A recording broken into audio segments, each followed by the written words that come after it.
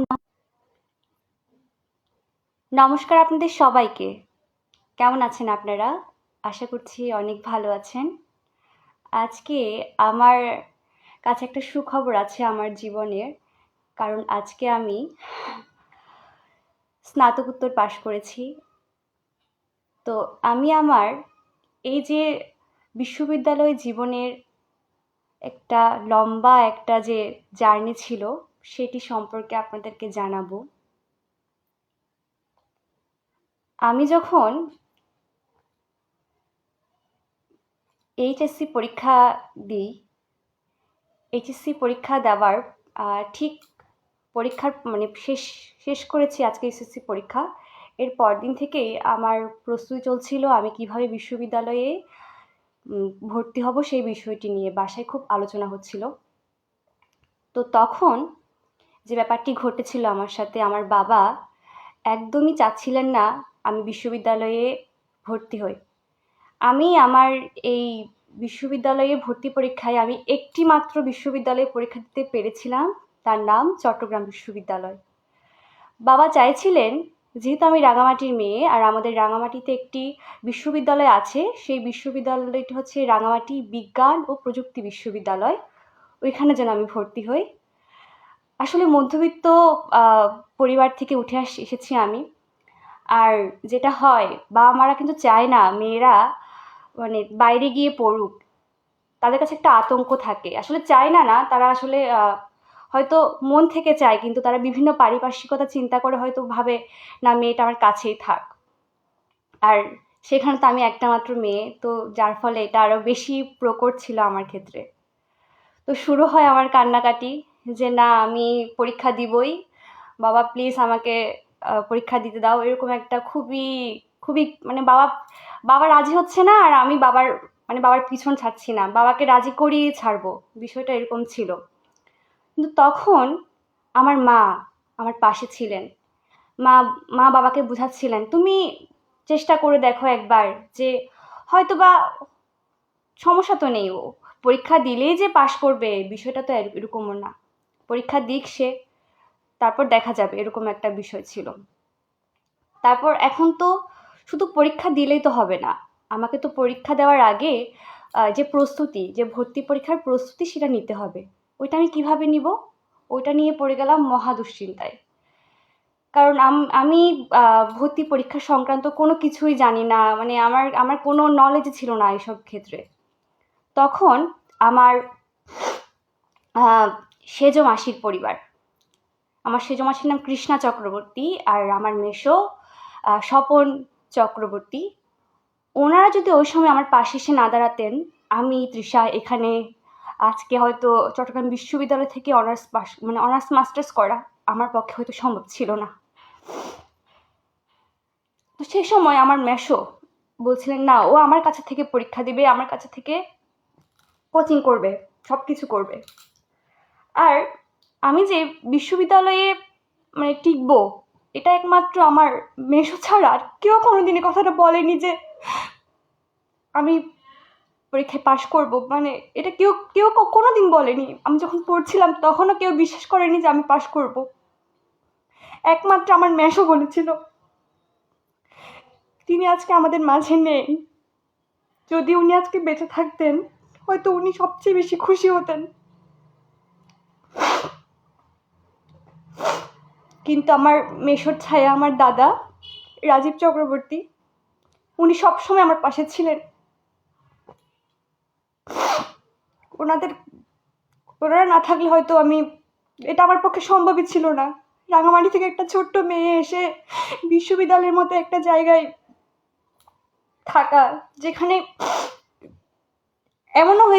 এমনও কিছু আত্মীয় স্বজন ছিল যারা, আমি পাশ করে ফেলেছি, আমি টিকেছি, আমার বাবা ফোন করে সুখবরটা দিচ্ছে যে আমার মেয়ে বিশ্ববিদ্যালয়ে চান্স পেয়েছে। ওরা বলছিল কি, বিশ্ববিদ্যালয়ে পড়াই কি হবে, ঘরের কাছে কলেজে পড়াও, এত দূরে দেওয়ার দরকার নাই। মানে ভাবতে পারেন মানুষের কিরকম মেন্টালিটি। মানে তারা উপরে উঠুক, আমরা নিচে থাকি, আমরা ভালো না করি, এরকম একটা ছিল। আমার মনে হয় শুধু এটা আমি একা না, এটা অনেকেই ফেস করেছে অনেকের জীবনে। এরকম অনেক থাকে আসলে আত্মীয়স্বজন, আসলে এরাই আমাদের শক্তি। এটা আমাদের শক্তি কেন, যদি ওই মুহূর্তে ওই মানুষগুলো যদি না বলতো যে থাক এখানে এখানে পড়ুক ওখানেই না যাক, তখন ওই আকাঙ্ক্ষাটা, ওই যে পাওয়ার যে তীব্র আকাঙ্ক্ষাটা, ওটা থাকতো না। তারপর যথারীতি আমি কোচিং করতে শুরু করি। কোচিং আমাকে আমার আমি 3টা প্রাইভেট পড়েছিলাম, আমার এখনো মনে আছে। আমাকে তসলিম স্যার নামে একজন পড়িয়েছিলেন। তারপর আমি ইভেন একটা মজার কাহিনী হচ্ছে, আমি এমন একটা জায়গায় পড়েছিলাম, রাউজান কোচিং হোম নামে একটা এই কোচিংয়ে পড়েছিলাম, যেটা হচ্ছে অলাভজনক একটা প্রতিষ্ঠান, যেখানে আমার পুরো যে বিশ্ববিদ্যালয়ে ভর্তির যে প্রস্তুতি মাত্র 2000 টাকায়, হ্যাঁ নাকি 1500 টাকায় মনে হয়, 2000 টাকা ছিল সায়েন্সে, আর 1500 টাকায় আমি পড়েছিলাম, মাত্র 1500 টাকায়। মানে ভাবা যায় এত কম খরচে। আমি আসলে ওনাদের কাছে অনেক কৃতজ্ঞ।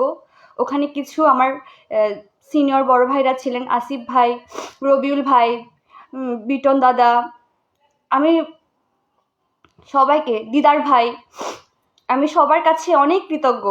ওরা যদি আমাকে সাহস না দিত, আমার পক্ষে সম্ভব ছিল না, আমার মতো মেয়ের পক্ষে সম্ভব ছিল না ওই জায়গায় গিয়ে পড়াশোনা করা। তারপর কাইসার ভাই, আপনাদেরকে অনেক ধন্যবাদ, আপনারা না থাকলে হয়তো এটা সম্ভব ছিল না আমার জন্য। তারপর যেটা হয়, এখন পরীক্ষা দিতে আসি। পরীক্ষা দিতে আসার জন্য আমরা একটা এই গ্রুপ করি, আমরা 5 জনের একটা গ্রুপের একটা সিনজিত করে আমরা আসবো রাউজান থেকে ইউনিভার্সিটিতে। আমি যে মেয়ে কোনোদিন মানে ঘরের দরজায় মানে শুধু স্কুলে যেতাম আর আসতাম, আমি আসলে আমার বাইরের জগৎ সম্পর্কে কোনো কোনো কোনো ধারণা নেই, আমি এমন একটা মেয়ে। তো তখন ওই সিএনজি করে আমরা নিজেরাই কোনো গার্ডিয়ান ছাড়াই আমরা পরীক্ষা দিতে আসতাম, আবার সুন্দর করে পরীক্ষা দিয়ে চলে যেতাম। একদিন হয়েছিল কি, ল পরীক্ষার দিন, আমার এখনো মনে আছে। আমি খুবই অসুস্থ, যা হয় আর কি, মেয়েদের অনেক শারীরিক সমস্যা থাকে, তো খুবই অসুস্থ। আর সেদিন এত ভিড় হয়েছিল ইউনিভার্সিটিতে, মানে বলার বাইরে। আমি মানে মানুষের সমুদ্রে আমি হারিয়ে গিয়েছিলাম, আমি আমার বন্ধুদের খুঁজে পাচ্ছিলাম না, যার ফলে আমি দলছুট হয়ে যাই। আমার যেটা হয়, দলছুট হয়ে যাওয়ার পর এবার আমি হাঁটতে থাকি পুরো কলা ভবন থেকে হেঁটে হেঁটে। আমি সেই হাটাজারি যে বাস স্ট্যান্ড, ওটা পেরিয়ে অনেক দূর চলে যাই, কারণ আমি চিনি না। আমি সাথে আরও 2জন ছিল, আমার আরও একটা মেয়ে আর একটা ছেলে ছিল, আমার এখনো মনে আছে, ওদের নাম আমার এখন মনে নেই, কিন্তু ওরা ছিল।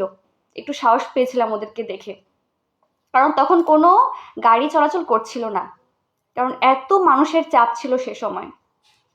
তো আমি ওই হাঁটতে হাঁটতেই প্রায়, প্রথমত আমি অপেক্ষা করি, অনেকক্ষণ অপেক্ষা করি, আমি ভেবেছিলাম ওরা আমাকে ফেলে যাবে না, কিন্তু হয়তো ওরাও অনেকক্ষণ অপেক্ষা করেছিল, তাই ওরা চলে গিয়েছিল। প্রায় সন্ধ্যা হয়ে গেছিল, সন্ধ্যার পর হয়ে গেছিল বাসায় আমার ফিরতে ফিরতে। তারপর আমি পৌঁছেছিলাম বাসায় গিয়ে, এত খারাপ অবস্থা ছিল আমার বাসায় পৌঁছে, কি আর বলবো।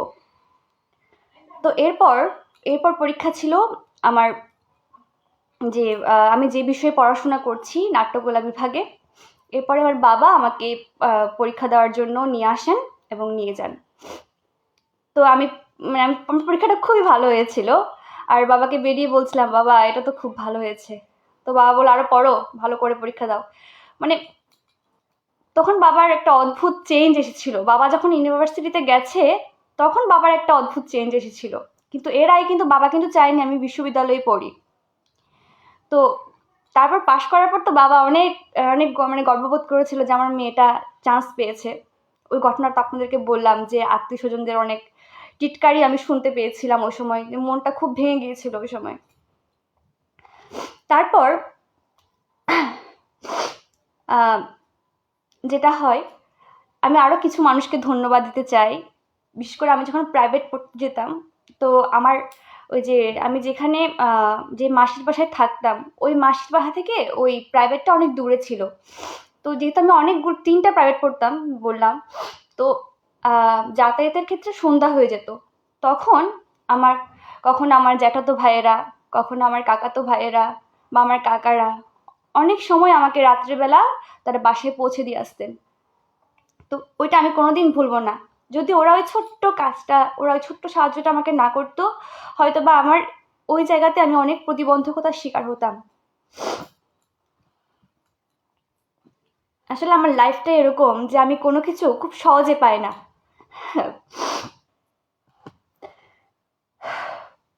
তারপর আসি, এরপর তো বিশ্ববিদ্যালয়ে ভর্তি হলাম।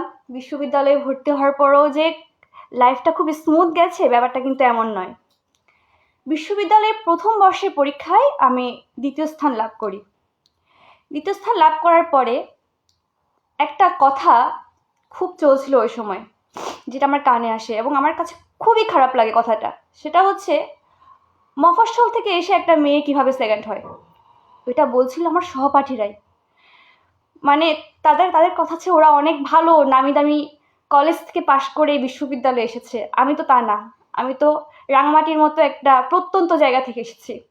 ওই কথাটা আমার কানে আসার পর আমার মনটা আরো ভেঙে যায়। কি রে ভাই, একটা মানে আমি চেষ্টা করছি ভালো কিছু করার, কিন্তু এখানেও কোথায় আমার সহপাঠীরা আমাকে কোথায় সাহায্য করবে তা না, এ ধরনের কথা আমাকে শুনতে হচ্ছে।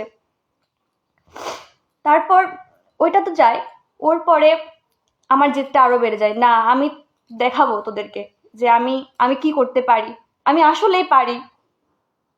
তো আসলে আমি যখন নাট্যকলায় ভর্তি হই, তখন কিন্তু আমার এই যে সেক্টরটা, এটা সম্পর্কে আমার কোনো প্রকারের কোনো আইডিয়াই ছিল না। কোনো আইডিয়া ছিল না। আমার আমার পরিবার থেকে কেউ ছিল না যে ওখানে পড়েছে বা জানে এসব বিষয়ে। কিন্তু আমি তো নাচ, গান, আবৃত্তি এগুলোতে আমার খুব আগ্রহ ছিল, ওই জন্যেই বিশেষ করে ওখানে পড়া। তখন মানুষ বলতো, ও নাটক করছে নাটক করছে। আরে ভাই, নাট্যকলা পড়াতে ভর্তি হওয়া মানে নাটক করা না। আমরা শুধু নাটকই করি না, আমাদের আরো অনেক বিষয় নিয়ে পড়াশোনা করতে হয়, অনেক কিছু নিয়ে আমাদের জ্ঞান থাকতে হয়। এত সহজ না। এত সহজ যদি হতো তাহলে বিশ্ববিদ্যালয়ের মতো একটা জায়গায় কি এই বিভাগটা খোলা হতো? এইটুকু কি সেন্স তো থাকা দরকার একটা মানুষের। তো ওই ধরনের কথাও অনেক আমি শুনেছি।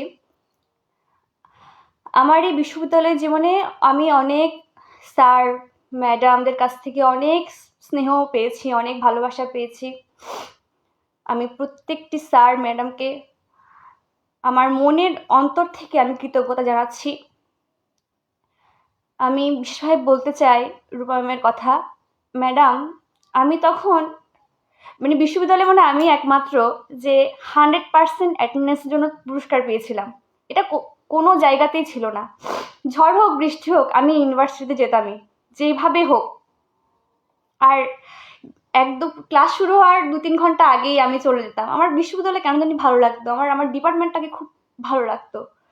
তো ম্যাডাম আমাকে পুরস্কৃত করেছিলেন 100% অ্যাটেন্ডেন্সের জন্য। একটা বই দিয়েছিলেন, কিছু কলম, কিছু চকলেট, পেন্সিল বক্স, যেগুলো আমার কাছে এখনো সযত্নে রাখা আছে।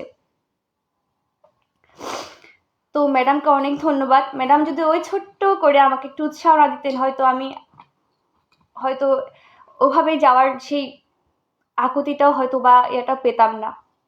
তারপর অসীম স্যার, আমি আমাদের একটা কোর্স ছিল, ইয়োগা মুভমেন্টের একটা কোর্স ছিল স্পেস নিয়ে।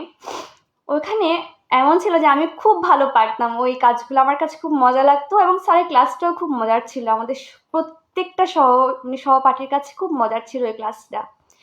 তো ওই ক্লাসের আমাদের ওটা প্র্যাকটিক্যাল ছিল, তো প্র্যাকটিক্যালে ভাইবা হচ্ছিল। তো স্যার, যখন আমি প্রবেশ করি ভাইবা দেওয়ার জন্য, স্যার আমাকে জিজ্ঞেস করে, তৃষা তোমাকে কি প্রশ্ন করব? স্যার হাসছিলেন, কারণ স্যার জানেন যে আমি এই কোর্সটাকে এত পছন্দ করি, আমি সবই মোটামুটি পারি। কিন্তু স্যার আমার থেকে সব কিছু জিজ্ঞেস করেছিলেন, যদিও বলেছিলেন তোমার কাছ থেকে কি প্রশ্ন করব, কিন্তু স্যার আমার কাছ থেকে সব কিছু জিজ্ঞেস করেছিলেন। তো ওইটা আমার মনে থাকবে। আর আমি দেখতাম আমার স্যার ম্যাডামদের কাছে আমার জন্য এক্সপেকটেশনটা ছিল অনেক বেশি। আমি যদি আমি কখনো যদি ক্লাস করতে না পারতাম বা দীর্ঘ বিরতি পড়তো, তখন কিন্তু আমার স্যার ম্যাডামরা বলতো, কি রে তিশা, তুমি আসছো না কেন? তুমি তো আগে খুব রেগুলার ছিলে, এখন কেন তুমি আসতে পারছো না? এ ধরনের কিছু বলতো আমাকে। কিন্তু ওইটা অনেকেই তো ছিল ওইরকম যে আসতে পারছে না, কিন্তু ওভাবে কিন্তু ওদেরকে বলতো না, আমাকেই বলতো। কারণ ওরা ওরা আসলে আমাকে একভাবে দেখে এসেছিল, তো তো ফলে হঠাৎ করে যখন ছন্দপতন ঘটতো তখন এই কথাগুলো ওনারা আমাকে বলতো। বিশেষ করে করোনার পর থেকে আমার অবস্থা খুবই খারাপ হয়ে গেছিল। আমার যে একাডেমিক লাইফটাকে পরিচালনা করা আমার জন্য খুবই কষ্টকর হয়ে পড়েছিল। তখন আমি জব করা শুরু করি। জব করার সময় জব আবার জব ছিল রাঙামাটিতে, রাঙামাটি থেকে আবার চট্টগ্রামে আসা, চট্টগ্রামে পরীক্ষা দেওয়া, এগুলো তো চলতেই থাকতো। আমি একটা প্রেজেন্টেশন, একটা অ্যাসাইনমেন্ট, কোনো দিনও কোনো পরীক্ষা কোনো দিনও অ্যাবসেন্ট থাকিনি। এটা যত কষ্টই হোক আমার, আমি কখনো এটা করিনি। কোনো যেভাবে হোক আমি ওটা দিয়ে দেওয়ার চেষ্টা করতাম, যেভাবে হোক উড়ে এসে বলে না, আমি উড়ে উড়ে হলো এসে আমি এটা দিয়ে দেওয়ার চেষ্টা করতাম। এবং স্যার ম্যাডাম আমাকে অনেক সাহায্য করেছেন, এর জন্য আমি আমার প্রত্যেকটা স্যার ম্যাডামকে আমি কৃতজ্ঞতা জানাচ্ছি। এবং আমার প্রতিটা ফ্রেন্ড, তারা যদি আমাকে আমার পাশে না দাঁড়াতো, আমি সম্ভব ছিল না, একদমই সম্ভব ছিল না। বিশেষ করে আমি বলতে চাই নিগারের কথা। নিগার, তারপর বৃষ্টি, জুলিয়েট, ফারজু, আর হচ্ছে সিরাজ। এমনও হয়েছিল পরদিন সকালে পরীক্ষা, আগের দিন আমি অসুস্থ হয়ে পড়েছি। একমাত্র সিরাজ, এই ছেলেটাই আমাকে মেডিকেলে নিয়ে গিয়েছিল ওই রাতে। ও না পড়ে আমাকে মেডিকেলে নিয়ে গিয়েছিল। এটাই বা কতজনে করে আসলে বর্তমান সময়ে যে অবস্থা এখন। তো বন্ধু, তোকে অনেক ধন্যবাদ। আবার অনেকে বলেন যে বিয়ের পরে কি লেখাপড়া, বিয়ের পর কি আর লেখাপড়া হয়? বিয়ের পর লেখাপড়া হয় না। এটা আসলে সম্পূর্ণ একটা ভুল কথা। কারণ এটা পুরোপুরি নির্ভর করে যে জায়গায় বিয়ে হয়েছে সেই জায়গার পরিবেশ পরিস্থিতির উপর। আমি ভগবানের আশীর্বাদে এমন একটা পরিবার পেয়েছি যারা লেখাপড়া ছাড়া কিছুই বুঝে না, কিছুই বুঝে না। আমি আজকে হয়তো মাস্টার্স পাশ করে ফেলেছি, আমাকে এখনো বলা হচ্ছে তুমি পড়ো পড়ো পড়ো পড়ো পড়ো। আমি এমন একজন মা পেয়েছি, এমন একজন স্বামী পেয়েছি, আর এমন একজন দিদিও পেয়েছি। তো এটা আমার জন্য অনেক বড় ব্লেসিংস। আমি তাদেরকে অনেক অনেক অনেক ধন্যবাদ জানাই। ওনারা কিন্তু চাইলে আমাকে কিন্তু আটকে রাখতে পারতো। যেমন আমি কিন্তু মাস্টার্সের যে পরীক্ষাটা, এটা আমরা অনেক লম্বা সময় ধরে দিয়েছিলাম। এখানে ঈদের বন্ধ ছিল, কোরবানের বন্ধ ছিল। আমি কিন্তু কোনো কোরবান আর ঈদের বন্ধে কিন্তু আমি শ্বশুরবাড়ি আসিনি। ওনারা কিন্তু এটা মেনে নিয়েছেন। আমি আহ্বান জানাবো যারা বিবাহিত আছেন বা আমার এই লাইভটি দেখছেন, ওই পরিবারগুলোকে আমি একটু আহ্বান জানাবো, আপনারা ওই মেয়েটিকে একটু সুযোগ দিন, দেখুন ও পারবে। আপনাদেরই তো মুখ উজ্জ্বল করবে, তাই না? বিয়ের পর তো আর বাবার বাড়ি বলে কিছু থাকে না, সব প্রত্যেকটা মেয়েদের কাছে শ্বশুর বাড়ি সব হয়ে যায়। ও মেয়েটা একটু সুযোগ দিন, সে যদি ভালো করে তাহলে তো ওটা আপনার পরিবারের জন্যই করছে। অনেক কিছু হয়তো বলে ফেলেছি, জানি না। অনেক কৃতজ্ঞতা জানাই আমার মাসিকে, যে মাসি আমাকে প্রতিদিন সকালবেলা যে খাওয়ানোর জন্য আমার পিছনে পিছনে দৌড়াতেন। আমি না খেয়ে চলে যেতাম ভার্সিটিতে। আমার মাসি আমার এবং কি আমি যদি রাত জেগে পড়তাম, মাসিও রাত জেগে থাকতো আমার সাথে। মানুষ বলেন না মার থেকে মাসির দরদ বেশি, আসলে আমি এরকম একটা মাসিও পেয়েছি, আর এখন একটা মাও পেয়েছি। আমি আমার মাদার ইন লর কথা বলছি, উনিও অনেক ভালো। আপনারা সবাই আমার জন্য আশীর্বাদ করবেন, আমি যেন এখানে থেমে না থেকে আরও দূরে এগিয়ে যেতে পারি। আর আমি যে আজকে এত কথা বলার সাহস করেছি, আসলে এটাও এই যে পরিবারে আমি এসেছি এই পরিবারেরই ফল। কারণ এই পরিবারটাই এরকম। কিন্তু আমার বাবা মায়ের পরিবারটা এরকম ছিল না। তারা কখনো কেউ একটা কথা বললো এটা যে উত্তর দিবে, ওইটা কোনোদিন আমি ওখান থেকে শিক্ষাটা পাইনি। কিন্তু আমি এই শিক্ষাটা আমার এই এখন যে বর্তমান যে পরিবারে আছে আমি এখান থেকে পেয়েছি। তোমাকে কেউ একটা কষ্ট দিয়েছে, কষ্ট দিয়ে কথা বলেছে, তুমি উত্তর দাও, দ্বিতীয়বার সে তোমাকে আর কষ্ট দিতে পারবে না। আসলে এটাই সত্যি। আমি আমার প্রতিটা বন্ধু-বান্ধবকে ধন্যবাদ জানাই যারা আমার পাশে ছিলেন এবং সবাইকে কংগ্রাচুলেশন জানাই যারা আমরা একসাথে পাশ করেছি। সবাই আরও উন্নতি করুক। তোদের জন্য অনেক অনেক শুভকামনা বন্ধু। হয়তো তোরা দেখছিস। তোরা ভালো থাক, সুন্দর থাক। আর সেই বিশ্ববিদ্যালয়ের স্মৃতিগুলোকে বুকে আঁকড়ে ধরে আরও আরও আরও আরও উন্নতির পথে এগিয়ে যা। আর আপনারাও ভালো থাকুন আর আমার জন্য অনেক অনেক আশীর্বাদ করবেন। আমি যেন আরও ভালো কিছু করতে পারি, সমাজের জন্য উল্লেখযোগ্য কিছু কাজ করে যেতে পারি আমার জীবদ্দশায়।